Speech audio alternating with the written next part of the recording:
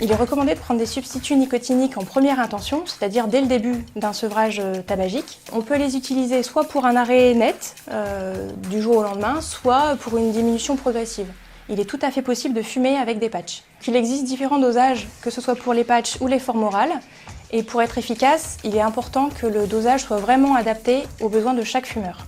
Si des symptômes de manque apparaissent, c'est que le dosage est insuffisant. Dans ces cas-là, il ne faut pas hésiter à augmenter le dosage. On peut tout à fait mettre 2 voire 3 patchs et il est recommandé d'utiliser les patchs plus les formes orales, mais là encore tout dépend des besoins de chaque fumeur.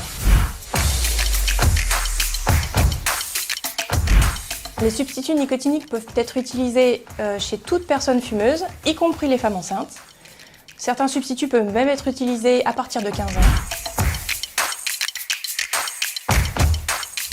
Pour certaines personnes qui souffrent de maladies chroniques sévères, comme des insuffisances rénales sévères ou des ulcères gastriques, il est préférable d'en parler à un médecin, mais ce ne sont que des précautions d'utilisation.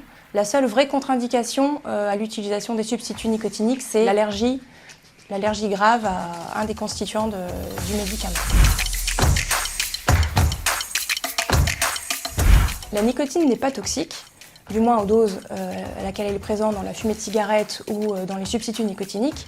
Ce qui est dangereux dans la fumée de tabac, c'est pas la nicotine, c'est toutes les substances libérées par la combustion du tabac. Ce qui entraîne la dépendance au tabac, notamment avec la nicotine, c'est son mode de diffusion.